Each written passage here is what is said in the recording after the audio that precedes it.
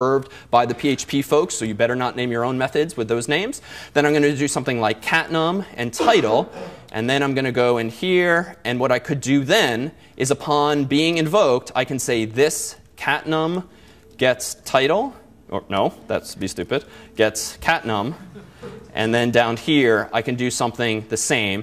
And PHP, frankly, is a little lazy. So it's by no means a perfect or beautiful language all the time. Just because I've simply said this catnum and this title, those properties, even though they're not explicitly defined, will automatically now exist inside of the objects, which is a little sloppy design. So if I really want to be more rigorous, I can use the var keyword. But that's actually a little retro now. What I would instead do is something like public catnum. And then I would say something like public title. Now, even this, and we'll come back to this, this is not perfect. Now, this is explicitly telling the world a course has a catalog number and a title. And that's a good thing, especially in the context of working with a partner or writing open source software that other people are going to read. Now you're sort of engaging in a contract, so to speak, with other developers or with the readers of your code, whereby you're committing to those fields now existing. Now, this is a little messy because if they're public in this way, what does that mean for users of your code? If this is analogous to Java, if that's your background for OOP, this means that if I have an object like C gets new course, and I do 7295, comma, mobile, dot, dot, dot. So this gives me an object C. Another person who uses my code could just go ahead and change this to like 555. And so this breaks this abstraction between having objects that encapsulate or hide data by exposing those same fields in a mutable way so that anyone can just change that field now. Even you might accidentally now change that field, an assignment operator in the wrong place. So this kind of violates the idea of data encapsulation or data hiding. So in Java or here in PHP, how can I prevent users from touching catnum or title? Yeah, so we can change it to private. And the keyword essentially means just that, whereas public means anyone who creates an object of this class can access its public data members. Now I can simply do this, but now what's the downside? You can't read them. You can't actually read them. So now this is a bit of a problem. So now we actually need to create what the world generally calls getters and setters. But there's other ways of doing this, where I can now say get catnum or something like that.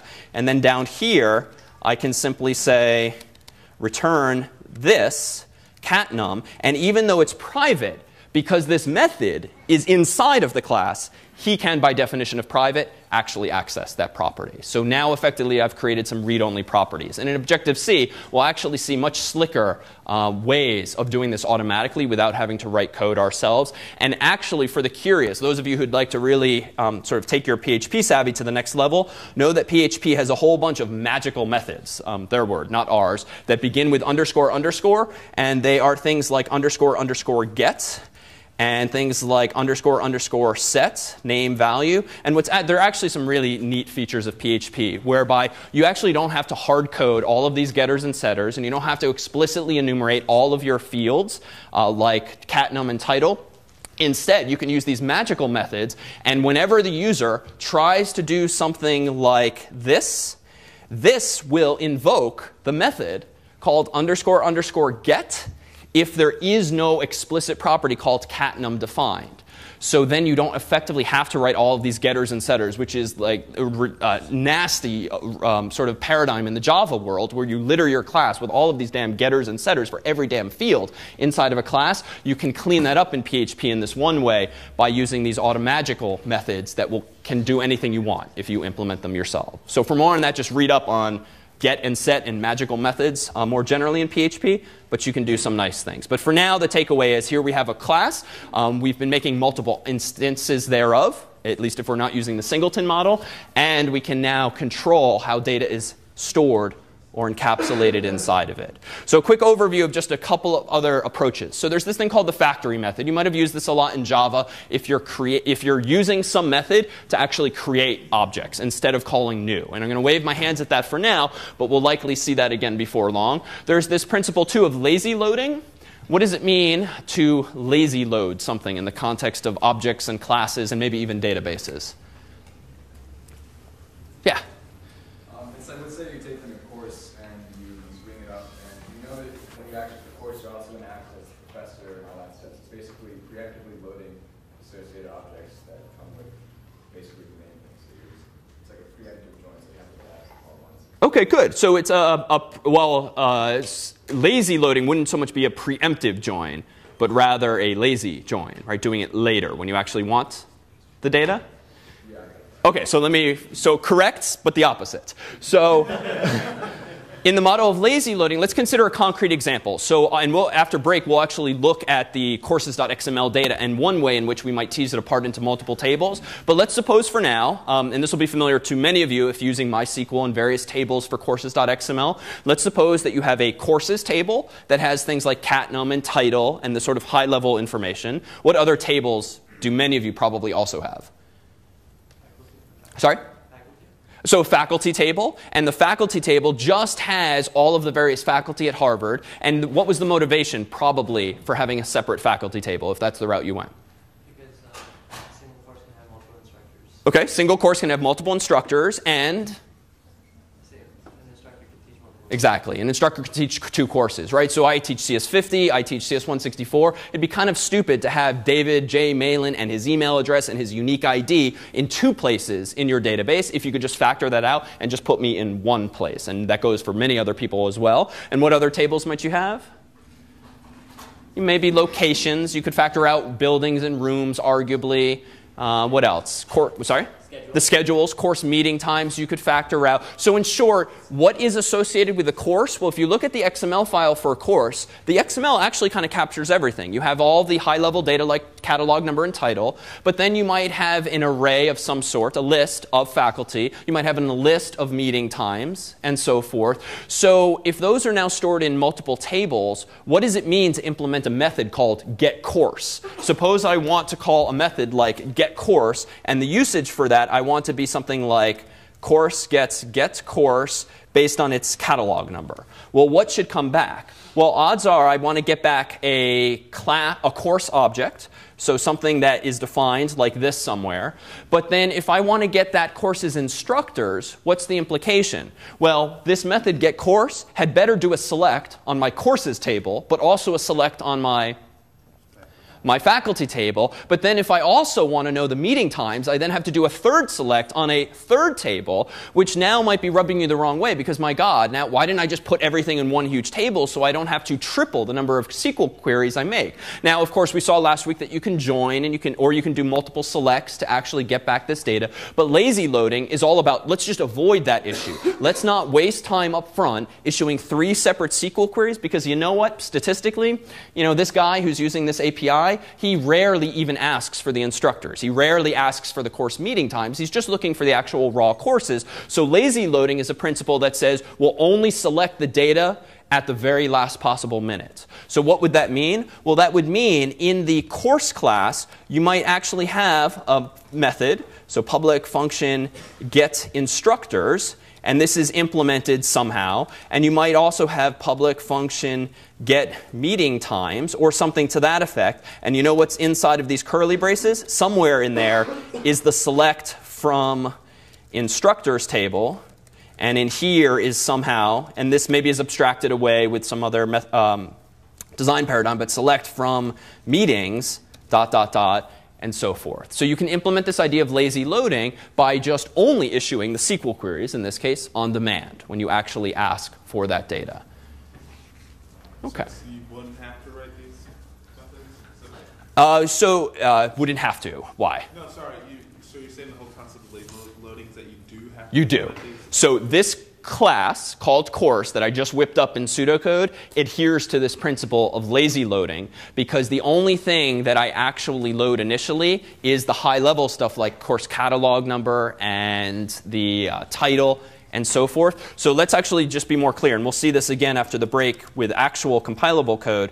If I also have now a class called courses, this could be called a model. So this is kind of what you're used to with CodeIgniter, but this adheres to what we'll call the data access object paradigm. In this class, I'm going to have public function get courses, or rather get course based on cat num.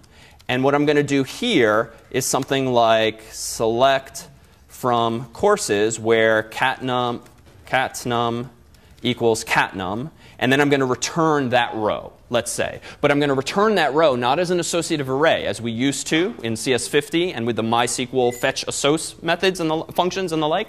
Rather, this query, albeit in pseudocode, is going to instead create the equivalent of C gets new course, then in pseudocode, put fields from SQL query in C object, and then I'm going to do this. So again, we'll see real code in a bit. But for now, the pseudocode captures the idea of one, the DAO model, where it's really just helper methods, all somehow related to the correspondingly named table, courses in this case. But when you actually return a course, if you now want to adhere to this principle of lazy loading, well, a course itself can do, on demand, its own queries to get additional information. What's the alternative? Well, the alternative would be, before you do this, you could do select star from instructors where catnum equals and so forth. And then, in pseudocode, put those fields inside C2, then return C. So this is not lazy loading. This is actually loading everything preemptively. If we continue on this path, returning a much bigger object, which is arguably useful for what reason? Why might you want to not lazily load and instead just grab everything up front? Yeah? So caching. So one, yes, you have to issue 3 queries, but we can introduce this idea of caching, which we'll revisit in our scalability lecture, where caching, frankly, solves a lot of the world's problems, right? If you're doing something a lot, cache the answer so that, yeah, it's expensive the first time, but if you amortize that cost over the next 10 or 100 or 1,000 queries, maybe we can avoid talking to the database at all. So in short, very useful. And it's also a little cleaner, too, if initially you want to start modeling your real world with similarly named entities. Courses, to give you a generic interface to all the courses, but then a course API, which gives you a very concrete interface to just one. And each of them can have its own queries inside of it. Lastly, the observer pattern, and there's dozens more. And for Project 1, what we'll do is recommend some reading on some of these patterns in the context of PHP. I think you'll often find that if you're using a framework like CodeIgniter or something else, you're either going to be forced to adhere to one or more design patterns, whether or not you like it, as in the case of CodeIgniter. But any other framework, too, will just make you adhere to their own patterns, most likely. Or if you actually start rolling things your own and implementing things from scratch, you'll find that these are often very common paradigms to adhere to rather than reinventing the wheel. And I'll admit, frankly, and as you read up on these things, especially if you've been programming for a couple of years now, even I had this realization. I forget which, it wasn't one of these on the list, but recently I was reading up on some new fancy design pattern. I was like, oh my God, I invented that 2 years ago. Because now someone had come up with a name for just something, frankly, that flowed naturally from some prior problem I had solved. And I don't even remember what it was, but I remember being angry that this guy now got to name this design pattern. Observer, though, refers to what's called a publish-subscribe method, but I'll wave my hand at that for now because we'll see that a whole lot in iOS. Any questions? No? All right, so let's go ahead and take our 5-minute break here, and we'll resume with some actual code. So we are back. So just to recap, recall that the singleton design pattern generally refers to having some class of interest to you, but only having one object of it. We've seen this in CodeIgniter in the context of databases, and we'll see it again, but this time with our own homegrown code so that we can sort of ignore the distractions and the peculiarities of that particular framework and focus really on the core idea. And we'll also look at this data access object model, which tends to work very nicely in conjunction with the sorts of code that I was just sketching as pseudocode in Notepad there just a moment ago. So in terms of applying this to Project 0 and Project 1, the mental model should be as follows. Shoehorning some of these examples into CodeIgniter won't quite work because, again, when using a framework, you typically have to adapt to it and not so much the other way around. If you find yourself doing it the other way around, that's the point at which you start making your own framework or shopping around for something else. So just realize the goal is not to inject the same code into your CodeIgniter solutions, but to recognize it as representative of the same ideas we're going to see in Objective-C starting in a week, and also as an alternative to using something like CI so that for, say, Project 1, you can actually consider doing a little more of it on your own from scratch, especially if that helps you wrap your mind around some of the particular aspects of these things. So let's do this. Let me go into courses.xml just for a quick teaser of what has been in here, but I'm guessing you're all too familiar with this by now. So what's nice about the XML file, let me increase the font size. What's nice about the XML file is that imperfect though it is structurally, it at least does embody within a single course element most everything you need for that particular course. But there's a number of issues, right? We don't have a separate XML file for all the departments at Harvard. We don't have a separate XML file for all of the things